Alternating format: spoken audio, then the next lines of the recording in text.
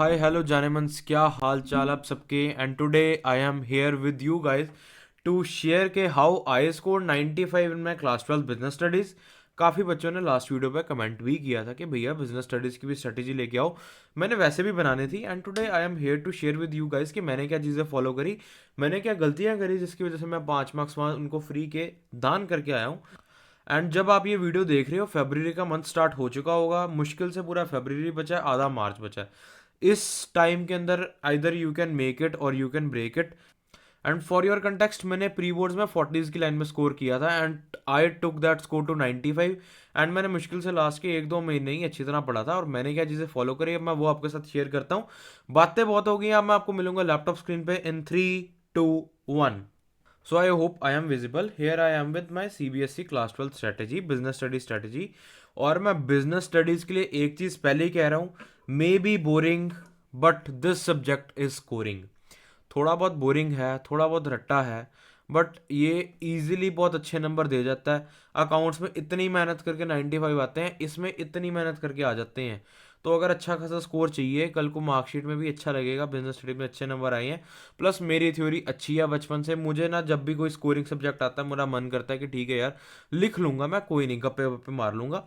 और उसको सही अप्रोच से लिखना आना चाहिए। अगर वो आपको आ गया तो यार बिजनेस स्टडीज इकोनॉमिक्स बहुत ईजी सी सब्जेक्ट्स हैं, ठीक है। अब मैं आपको बताता हूँ स्टडी अप्रोच जो मैंने फॉलो करी और जो आप फॉलो कर सकते हो। सबसे पहले मैंने क्या फोकस किया, वन शॉट्स देखे, किताब पढ़ी। आप भी यही करो, वन शॉट्स देखो, किताब पढ़ो। वन शॉट्स देख के क्या होगा, आपको चैप्टर की अंडरस्टैंडिंग मिलेगी। किताब पढ़ के क्या होगा, पेपर में हमको अंडरस्टैंडिंग थोड़ी लिखनी है, वहां पे तो हमको किताब ही लिखनी पड़ेगी ना, किताब में जो इन्फॉर्मेशन दी है। तो वन शॉट्स देखो फॉर चैप्टर अंडरस्टैंडिंग, उसके बाद पढ़ो किताब, ठीक है। मैंने कौन से वन शॉट्स देखे, देखो सारे टीचर्स अच्छी हैं, नो डिसरिस्पेक्ट टू एनीवन, सारे टीचर्स अच्छी हैं। मैंने रजत अरोड़ा सर को फॉलो किया क्योंकि यार उनके वन शॉट्स एक तो ज़्यादा टाइम कंज्यूमिंग नहीं होते, प्लस मुझे समझ आ जाता है यार बिजनेस स्टडीज़ है, इतना क्या ही एक्स्ट्रा ऑर्डनरी समझ लेना है। नॉर्मल मतलब आपको पता लगना चाहिए बुक क्या कह रही है, जो लिखा है वो क्या कह रहा है, उसके लिए रजत अरोड़ा सर के वन शॉट्स देखे। और बुक कौन सी पढ़नी है यार, देखो बिजनेस स्टडी में सारी दुनिया कहती है एनसीईआरटी पढ़ो, एनसीईआरटी पढ़ो, एनसीईआरटी पढ़ो। I agree with all, but देखो फरवरी का महीना चल रहा है, एनसीईआरटी पढ़ने बैठोगे बहुत ज़्यादा टाइम लगेगा। उसके लिए इजी ऑल्टरनेटिव बताता हूँ, एनसीईआरटी इज गोट, ये मैं मानता हूँ, but Sandeep Garg is the simplified translation of NCERT. मैंने देखो मेरे पास मुंदम गांधी, संदीप गर्ग, ABCD बहुत सारी बुक्स थी। मैंने मतलब मुझे ऐसी बुक्स खरीदने का शौक चढ़ा है, मैं आज भी फालतू की बुक्स खरीदता हूँ, वो मुझे शौक है। But at the and I made that conclusion कि मुझे संदीप गर्ग से पढ़ना है। क्यों? क्योंकि आप एनसीईआरटी रखोगे, संदीप गर्ग रखोगे, संदीप गर्ग ना एनसीईआरटी का एक सिंप्लीफाइड और सिस्टमेटिक वर्जन है। एग्जैक्टली लाइंस दी हुई हैं, जो कि रेलिवेंट लाइंस होनी चाहिए वो भी डाली हुई हैं। और कुछ भी मतलब Sandeep Garg is the simplified and even improved version of NCERT. मैं ज़्यादा नहीं बोलूँगा, आई होप आप मेरी बात समझ गए होंगे। और वन शॉट्स मैंने रजत अरोड़ा सर के देखे थे, उसका रीज़न मैंने बता दिया है। और यार याद क्या करना है, देखो अब पूरी बुक तो याद करोगे नहीं, हमने याद क्या करना है, टॉपिक समझो। वन शॉट्स देखो, बुक रीड करके टॉपिक समझ लिए, टॉपिक हमने समझना है, रट्टा नहीं मारना, ठीक है। टॉपिक समझो, उसके बाद हेडिंग्स और वो कीवर्ड्स याद करो। हेडिंग्स याद कर लोगे, आपका 80-90% काम हो चुका है। और संदीप गर्ग में ना वही वाली हेडिंग्स दी हुई है जो कि एनसीईआरटी की है, तो you are sorted for that. Sandeep Garg पढ़ो यार, कोई स्पॉन्सरशिप नहीं है कुछ, मुझे को संदीप गर्ग जी ने पैसे नहीं दिए, बट हाँ विद हमसे ज़्यादा विद्वान है, उन्होंने बड़ी अच्छी तरह से बुक बनाई है। फ़ायदा उठा लो यार, आपका ही फ़ायदा, मुझे क्या फ़र्क पड़ता है, या तो उनको क्या फ़र्क पड़ता है, फ़ायदा उठा लो यार। वंस अगेन सेइंग, टॉपिक समझो, समझना है, रटना नहीं। और उसके बाद हेडिंग्स याद कर लो। हेडिंग्स याद कर ली आपने, पेपर में वो लिख दिया, बीच में बस उनको एक रेलिवेंट इन्फॉर्मेशन चाहिए होती कि ये और ज़्यादा लंबे आंसर्स नहीं लिखने, वो मैं बताता हूँ आंसर राइटिंग में। देखो हमने चैप्टर पढ़ लिया, हमने किताब पढ़ ली, हमने किताब में कीवर्ड्स भी पढ़ लिए, बट पेपर में हमको किताब लिखने को नहीं आएगा, पेपर में हमको आने हैं क्वेश्चंस लिखने। उसके लिए क्या करना पड़ेगा, क्वेश्चन प्रैक्टिस। और क्वेश्चन प्रैक्टिस हमने कहाँ से करनी है, क्वालिटी क्वालिटी क्वेश्चन लगाने हैं। इजी क्वेश्चंस लगाओगे यार उसका क्या फ़ायदा, वो तो हो ही जाएंगे। मुश्किल क्वेश्चंस लगाओ फिर अपने आप इजी भी हो जाएंगे। क्वेश्चंस कहाँ से लगाने हैं, किताब के पीछे वाले और किताब के बीच वाले क्वेश्चंस लगाओ। संदीप गर्ग में ना हर एक टॉपिक के बाद या तो हर एक मेन टॉपिक के बाद नीचे क्वेश्चंस दिए होते हैं, केस स्टडीज दी होती हैं, उसके पीछे वाले क्वेश्चंस लगाओ, उसके बीच वाले क्वेश्चंस लगाओ, आपके केस स्टडीज भी हो जाएंगे, आपके डायरेक्ट क्वेश्चंस भी हो जाएंगे। और मैम यकीन मान के कह रहा हूँ, अगर आपने ये दो चीज़ें भी शिद्दत से कर ली ना, आपका 80-90% क्वेश्चन प्रैक्टिस हो चुकी है। आपको तीसरी जगह ढूंढने की ज़रूरत नहीं पड़ेगी, बट ये दोनों चीज़ें अच्छी तरह कर लेना, बहुत टाइम है, आराम से हो जाएगी। किताब पढ़ी होगी, ये क्वेश्चंस खुद निकलेंगे। क्वेश्चंस मैं कैसे करता था वो मैं बताता हूँ। और इन केस आपके पास ये दो रिसोर्सेस अनअवेलेबल है, तो कोई भी यार अच्छा रिसोर्स, अच्छा क्वेश्चन बैंक उठाओ फ्री में, यूट्यूब पे और टेलीग्राम वगैरह पे बहुत कुछ अवेलेबल है। नियत रखो पढ़ने की, इतने रिसोर्सेज है, ख़त्म ही नहीं होंगे। ठीक है। और हाँ, एमसीक्यूज़ लगाने ना भूलना, पेपर में 20 नंबर के एमसीक्यूज़ आने हैं। और अगर एमसीक्यूज़ ख़राब कर दिए ना, उससे सिर्फ एमसीक्यूज़ के 2-4 नंबर नहीं जाएंगे, आपका कॉन्फिडेंस जाएगा, जिसकी वजह से आप और क्वेश्चंस गलत करके आओगे। तो एमसीक्यूज़ मत भूलना, मत भूलना, मत भूलना। और मैं क्वेश्चंस कैसे सॉल्व करता था, देखो मैं आपको बताता हूँ।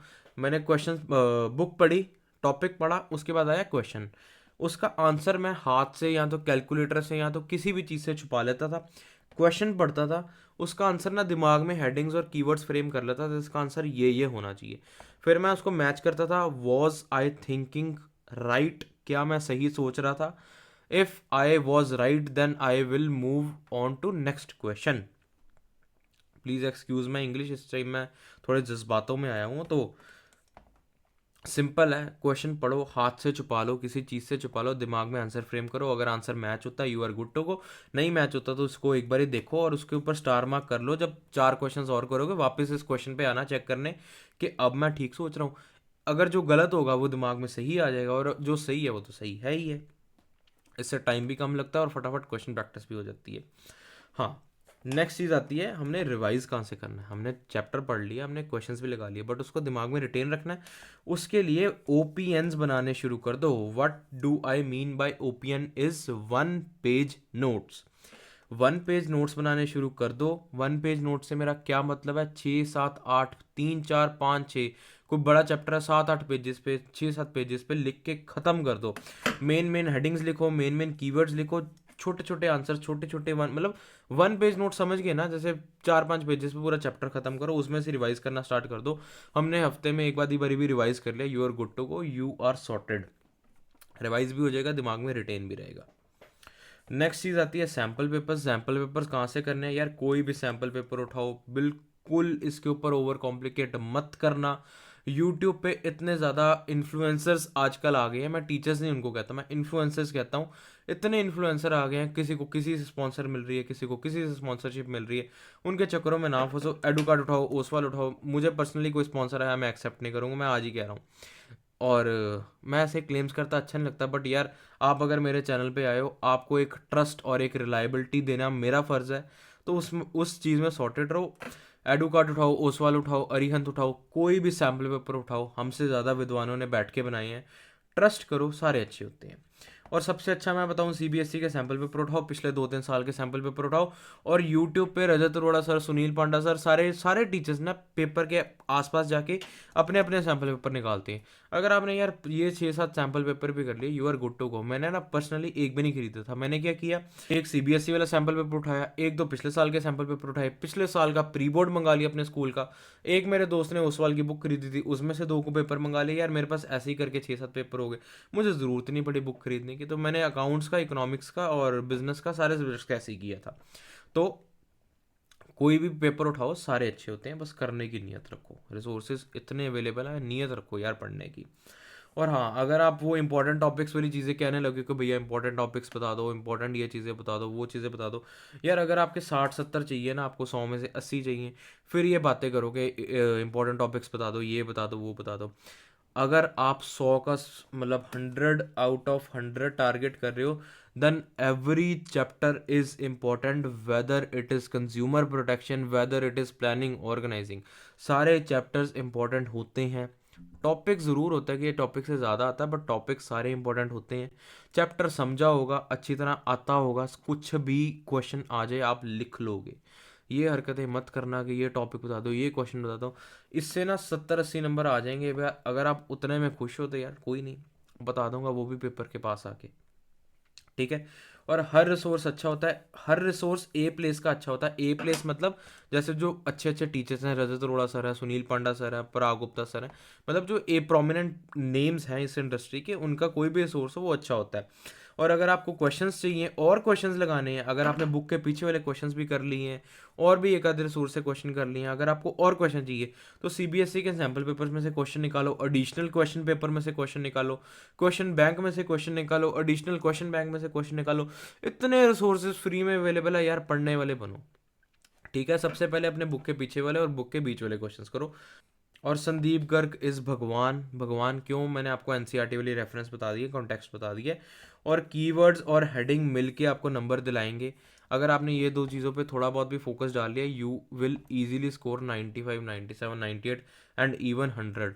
और जो आपके 2-4 मार्क्स कटेंगे ना, वो एमसीक्यूज़ में कटेंगे, उसके ऊपर ध्यान देना, वो ना कटवा के आना। आज से ही एमसीक्यूज लगाने शुरू कर दो। पेपर प्रेजेंटेशन बिजनेस स्टडीज़ में बहुत बहुत बहुत ज़्यादा इंपॉर्टेंट होती है। उसकी वीडियो मैं बहुत जल्दी लेके आ रहा हूँ। मैं आपको मिलता हूँ नेक्स्ट वीडियो के साथ। और ये वीडियो को लाइक वगैरह जो भी होता है कर दो मेरी मोटिवेशन के लिए, और ये चैनल चलेगा, आपका ही फायदा होएगा।